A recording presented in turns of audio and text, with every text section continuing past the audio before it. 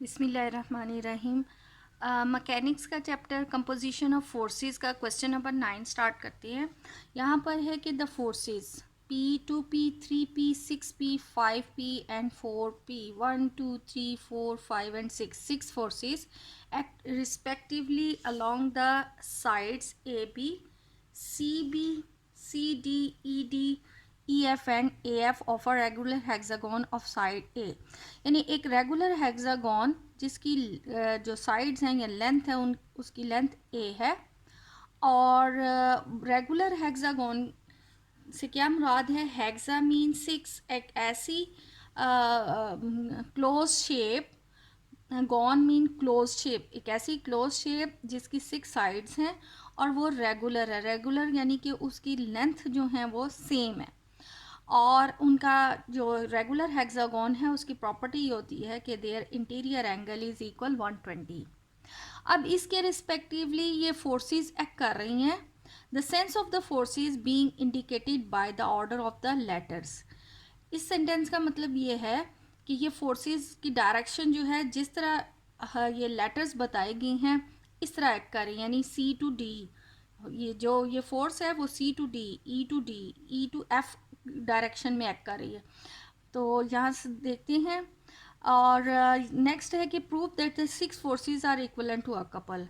अब हमने ये शो करना है कि जितनी 6 फोर्सेस हैं, ये 1, 2, 3, 4, 5 एंड 6, ये 6 फोर्सेस एक कपल के इक्वलेंट है।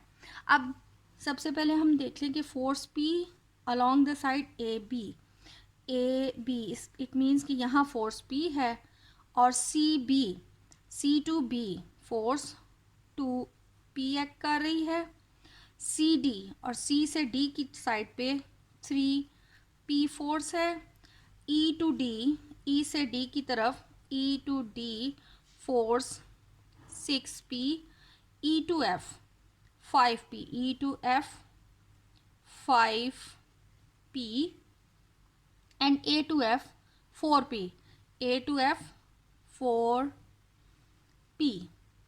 अब हमने इनका जो चेक करना है, प्रूफ करना है कि ये 6 फोर्सेस जो हैं वो इक्वलेंट टू अ कपल है। तो अगर हम ये 6 फोर्सेस को रिजॉल्व करें तो हमारे पास यहाँ पर 9 resolving the forces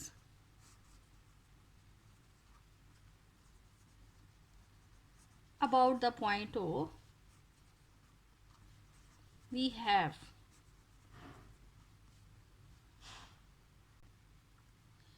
यानी लेट से ये अगर हमारा पॉइंट O है, इसके हम रिजॉल्व करें तो ये फोर्स P इस डायरेक्शन में है, ये हमारे पास ये फोर्स P आ गई। अब इसी के पैरेलल अगर ये देखा जाए कि ये फोर्स 6P इस डायरेक्शन में ही है, सेम डायरेक्शन है, यानी ये 6P, तो ये हमारे पास जो फोर्स कंप्लीट फोर्स बन जाती है that will be equal to 7P। Similarly ये हमारे पास C2B फोर्स जो आ रही है ये इधर डाउनवर्ड है। अगर इसी डायरेक्शन में अगर हम यहाँ पर इसको डाउनवर्ड कर लें, ये हमारे पास है 2P, और इसी के पैरेलल E टू F, वो फोर्स की डायरेक्शन भी यही है, सेम इस साइड पे कर लें 5P। तो ये हमारे पास टोटल फोर्स 5 + 2 7P आ जाता है। अब A टू F फोर्स है 4, यहाँ से सॉरी C टू D हमारे पास फोर्स, इसको इस डायरेक्शन में अगर देखा जाए तो C टू D ये 3P है, और इसी डायरेक्शन में हमारे पास next force A to F 4P, यानी ये 4P। तो ये भी हमारे पास टोटल फोर्स जो है वो कंप्लीट इसका सम जो है 7P बन जाता है।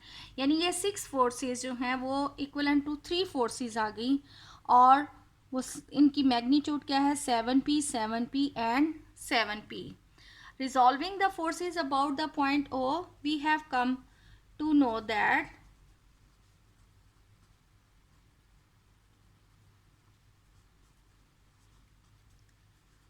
6 forces are equivalent to a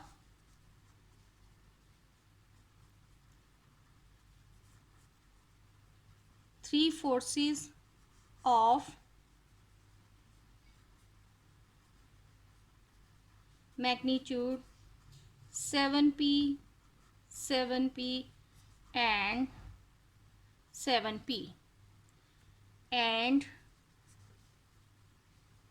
angles are of, अब p अगर हम अलॉन्ग x एक्सिस ले रहे हैं तो उसका एंगल 0। अब ये जो हमारे पास ये एंगल है, चूँकि ये एक इक्विलेटरल ट्रायंगल है, तो इसका यहाँ से यहाँ तक एंगल जो है वो 120 डिग्री आता है। तो ऑफ एंगल 120 डिग्री, और ये जो फोर्स है इसका अगर हम कंप्लीट एंगल देखें तो ये इसका इतना इंटीरियर एंगल जो है वो 120 है। हमने अलॉन्ग एक्स एक्सिस देखना है, तो यहाँ से यहाँ तक का कंप्लीट। तो अगर ये 360 में से हम ये 120 माइनस कर दें तो हमारे पास यानी इसका ये पूरा यहाँ से यहाँ तक एंगल बन जाता है 240 डिग्री का। तो ये तीन एंगल्स हैं जो ये तीन फोर्सेस एक्चुअली बना रहे हैं। अब एक आर्टिकल हमने किया था कि जब हमारे पास एक फोर्स हो तो वो इक्विवेलेंट होती है एक फोर्स और एक कपल के।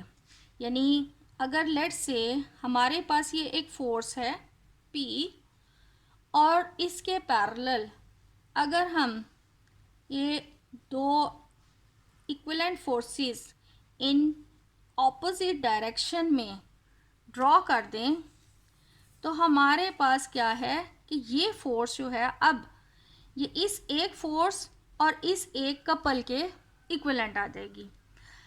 अब ये दो फोर्सेस चूँकि इनका लाइन ऑफ एक्शन तो सेम है, ये हमारे पास जो एक्चुअल फोर्स थी ये फोर्स P, तो हमने ये खुद से ड्रॉ की।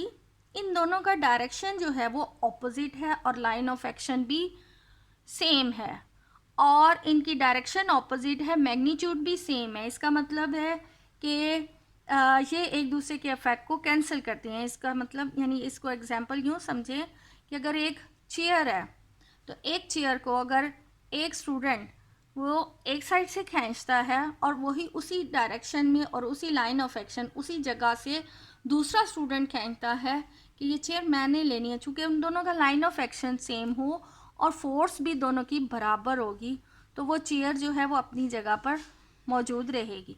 लेकिन एक अगर स्टूडेंट ज़रा ताकतवर है और दूसरा स्टूडेंट जो है वो थोड़ा कमज़ोर है और वो चेयर लेना चाहता है, और लाइन ऑफ एक्शन भी दोनों का सेम है, यानी एक स्टूडेंट इधर से खींचा एक स्टूडेंट इधर से, लाइन ऑफ एक्शन सेम है, लेकिन एक स्टूडेंट ज़रा कमज़ोर है और एक स्टूडेंट ज़रा पावरफुल है, तो जो स्टूडेंट पावरफुल होगा वो चेयर उसकी तरफ चली जाएगी। अब यहाँ पर हमने चूँकि इस फोर्स के ही इक्विवेलेंट दो फोर्सेस ली हैं, दोनों की डायरेक्शन ऑपोजिट है, मैग्नीट्यूड सेम है, इसलिए ये एक दूसरे के इफेक्ट को कैंसिल कर देंगी।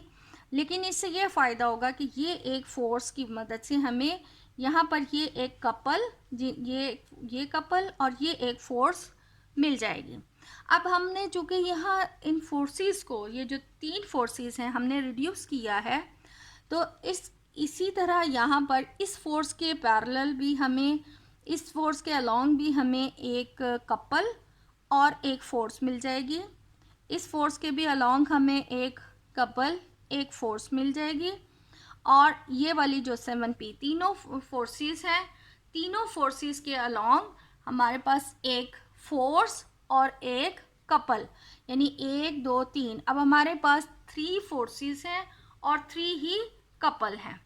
तो सबसे पहले हम इनका रिजल्टेंट चेक कर लें। तो रिजल्टेंट फाइंड करने के लिए हमें फोर्सेस को रिजॉल्व करना पड़ेगा इन x and y component. Now for x component x is equal 7p, चूँकि 7p एंगल 0 है, सो cos 0 plus 7p cos 120 and 7p cos 240 degree. अब cos 0 is equal 1 and cos 120 minus 1/2 value होती है और cos 240 भी minus 1/2. सो cos 0 1 7p, cos 120 minus 1/2 होता है और इसी तरह 240 भी minus 1/2. So minus 7p/2. Then we have x is equal 0. अब इसका x कंपोनेंट 0 आ गया. Now we have to calculate the y component. So for y component, y is equal p sin 0, 7p sin 0 plus 7p sin 120 plus 7p sin 240.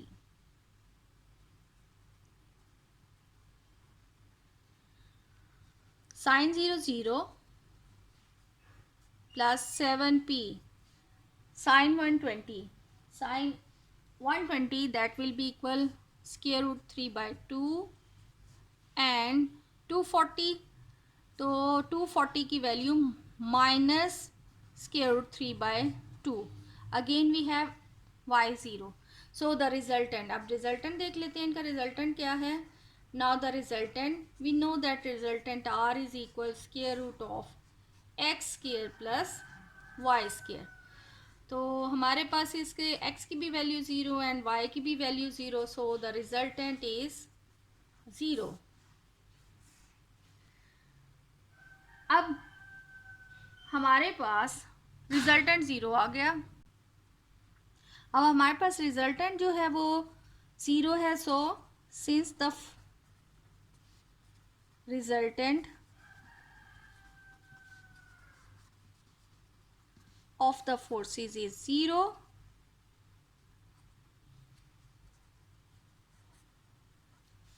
so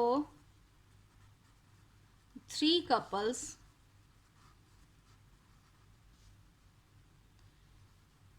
of forces is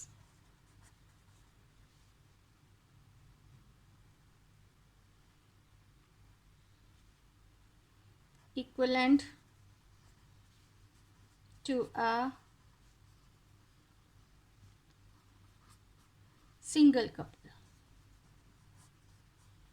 जब तीनों forces का resultant 0 हो गया तो वो जो 3 couples थे उन तीनों का सम इक्वल टू 1 कपल आ गया. तो यही हमने शो करना था कि जब हमारे पास ये 6 forces along the regular hexagon act कर रही हैं तो ये इक्वलेंट टू 1 कपल है.